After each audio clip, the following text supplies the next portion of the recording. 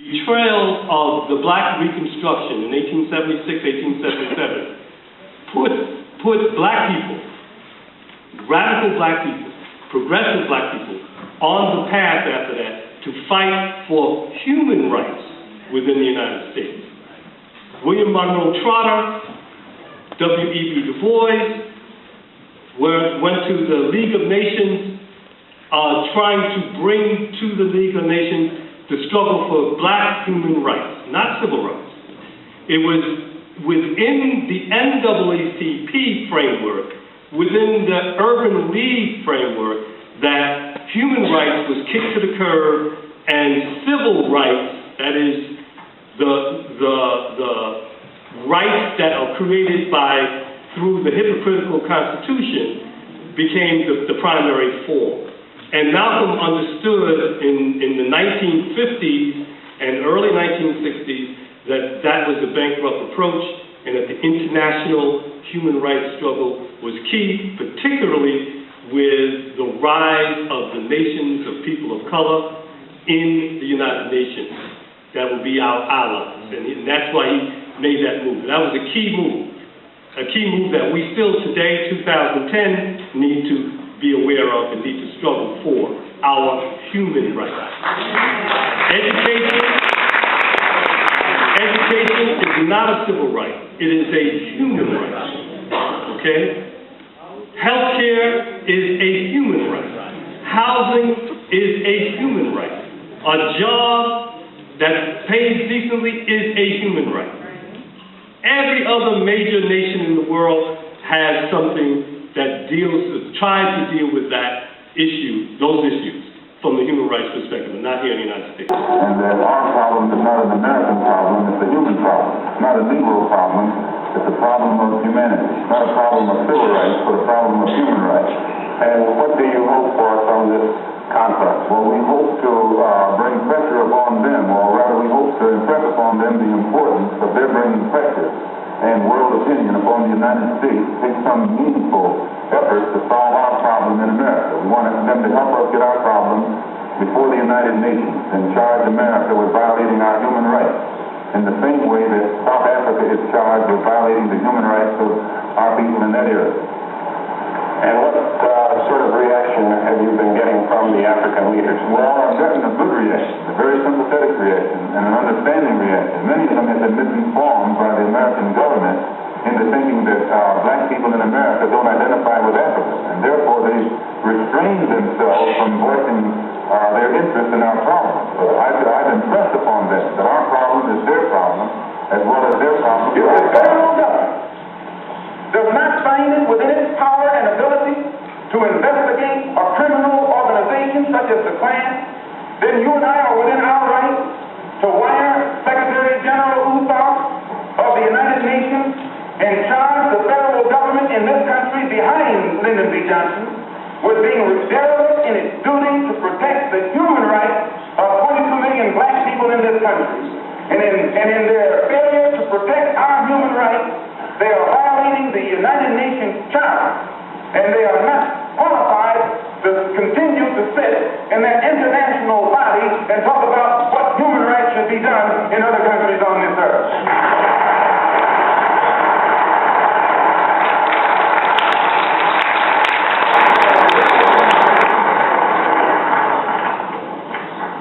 I pray that God will bless you in everything that you do. I pray that you will grow intellectually so that you can understand the problems of the world and where you fit into in that world picture. And I pray that all the fear that has ever been in your heart will be taken out. But he said that it was, he felt it was important for us to share some reminiscence and comments about Brother Malcolm. As it says there, nobody can give you freedom. Nobody can give you equality or justice or anything. If you're a man, you take it. In the 21st century, Brother Malcolm said, if you were a man or a woman, you would take it. All right? Well, we can start with that comment and also with some comments, some reflections about what I've been doing for several decades at ABC would not have been made possible without the uprising that we made in this country. And one of the chief leaders and instigators of that resistance movement we're honoring today, Malcolm X. And many of us, I'm born and raised in Harlem, and I didn't know anything at all about myself or my history. And many of us had a lot of problems, you know. You were good looking, you were light-skinned, with blow hair and all that stuff. Don't sit there like you don't know what I'm talking about. And we didn't know anything at all about our history.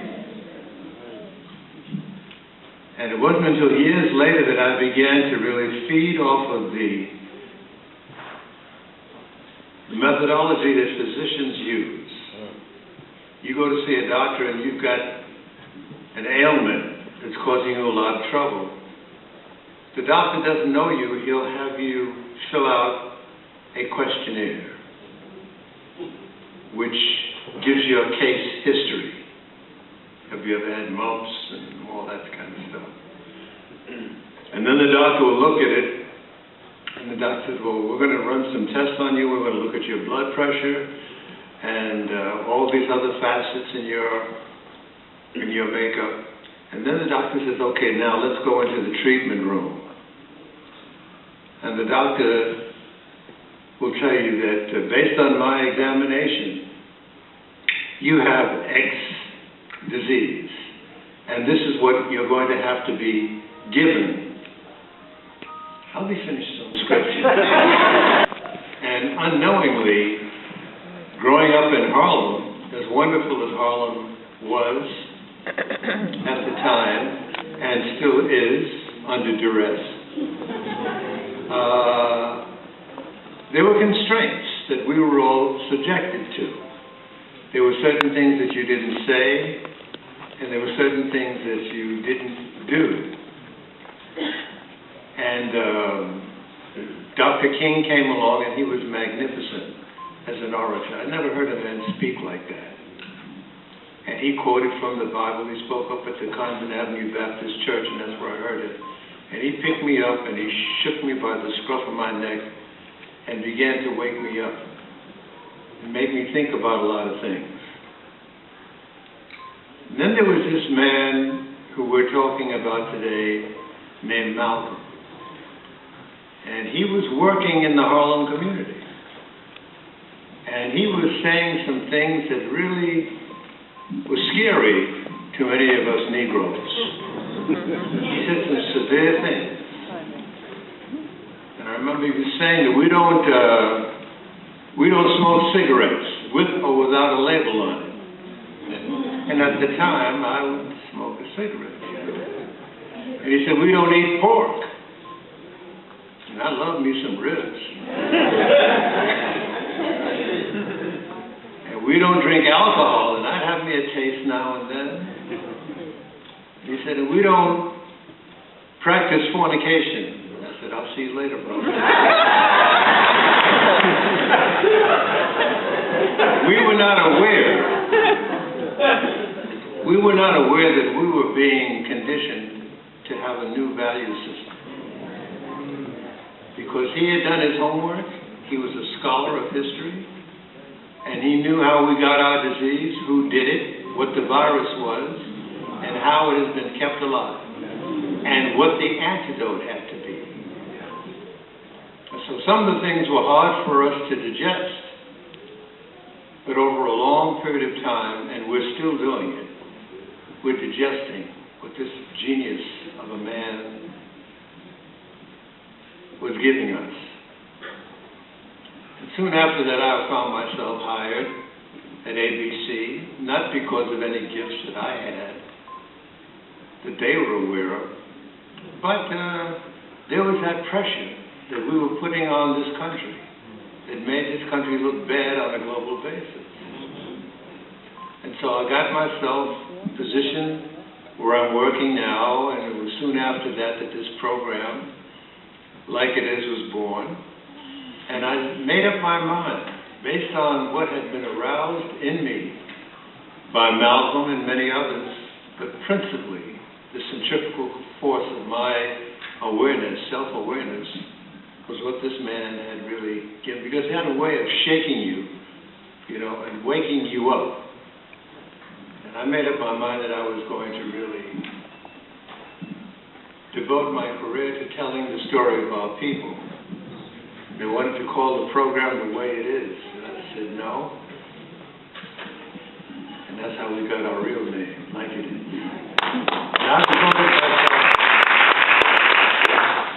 I've devoted myself to trying to do what that medical practitioner does.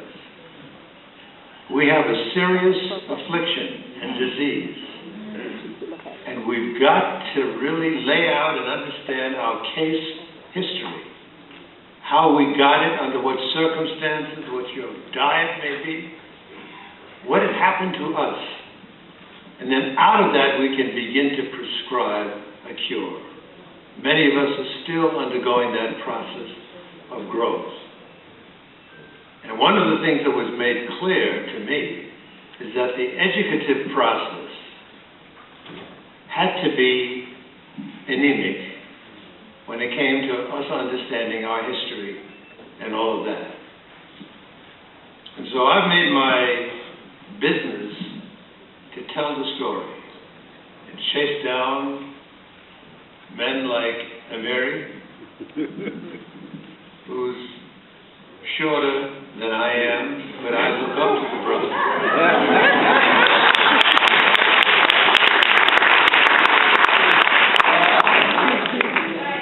And many, many others. I was lucky enough to be involved with music. And our young people today, I worry about many of you, because you don't know the magnificence of our artistry that we produced, and also the manner in which they carried themselves. Charlie Parker and Dizzy. And they were majestic in the way in which they carried themselves and spoke about politics. And so we have a lot of therapy to undergo before we can really regain health.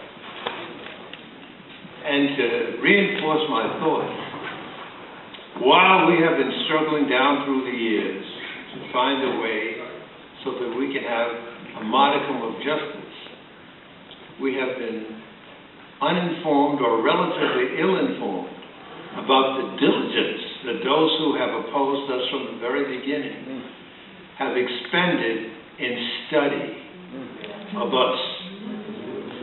What happened to us, how it happened, all the circumstances, diet, they did their homework before they set foot on a slave ship to come across the Atlantic. They had done their homework, and that's why they were able to pull it off. How to break up leadership, how to seduce leadership, all the intricacies that went into the slave trade, they studied it to a fine point. And that's how they were able to pull off the slave trade.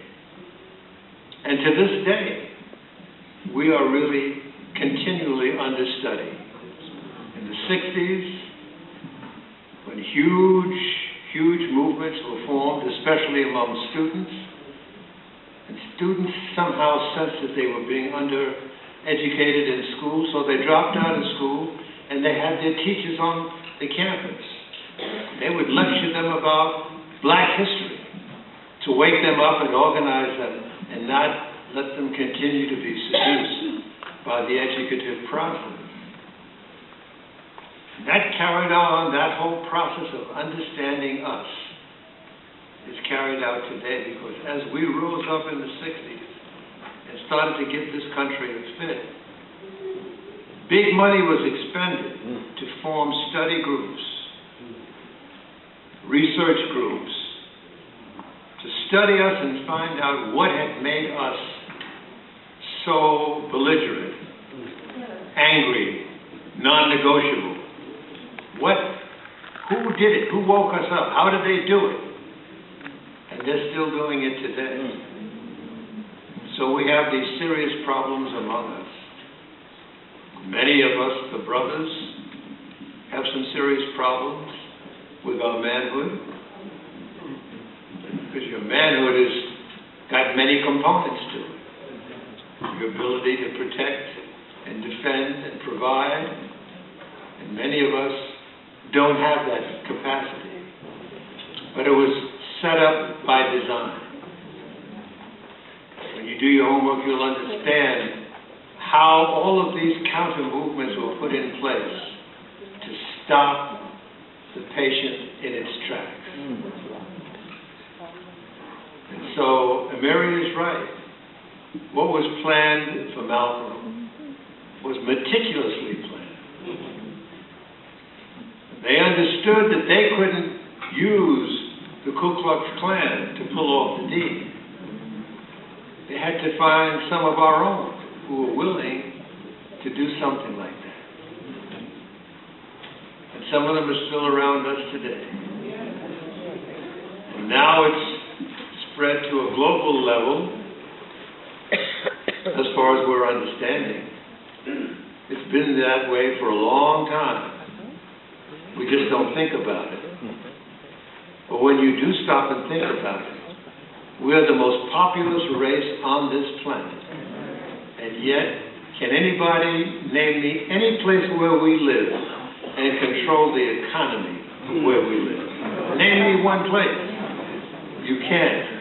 Because everywhere you go, you'll see people who do not look like us, who are in control of our wealth and everything else. And that's a drag. Please don't think that I'm speaking from a racist perspective, because I don't hate white people, some of my best friends are friendly with white people.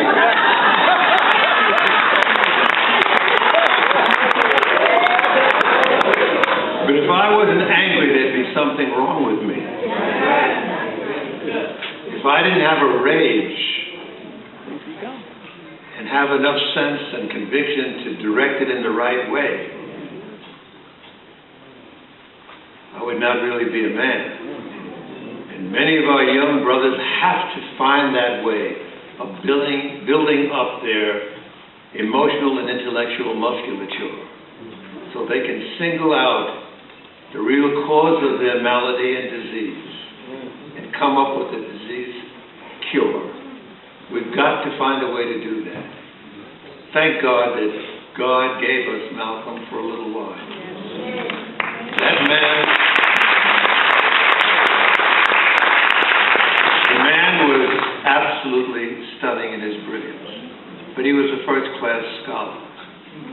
He read voraciously. He was a loving man to his people. He was gentle, courteous, but he was a student. So don't be uncomfortable about your anger. It's healthy. Malcolm was angry because he was healthy. And if you say you admire this man, get some well-orchestrated, well-founded, well-thought-out anger in your bones so you can protect yourself and your family and your children and our nation globally.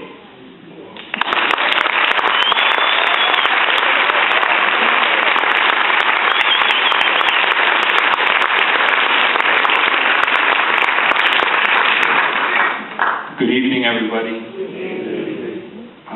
First and foremost, I would like to say that there's no place on earth like the Schomburg Library at all. I also teach theater here on Saturdays, and this past Saturday I was right in the exhibit upstairs, and I they have an exhibit on Brother Malcolm there. And I also noticed that they have an exhibit on a special person whose birthday it is today, Miss Lorraine Hansberry, as well. So I do suggest that you check it out.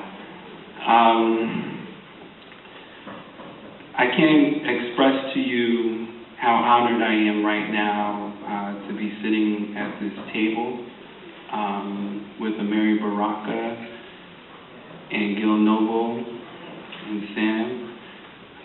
And I think that that's what I'm going to talk about right now.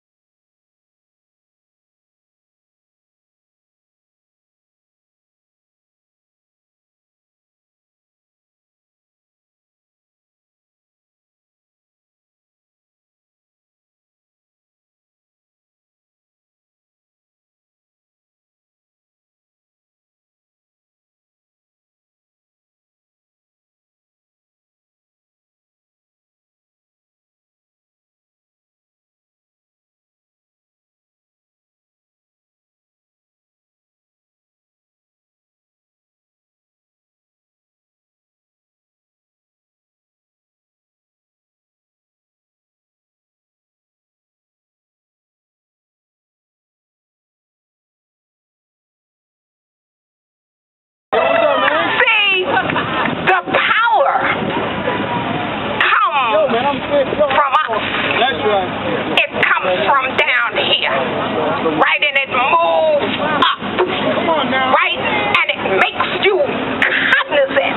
It makes you knowledgeable that you have the power to determine your future. Yes. Nobody else. Right. No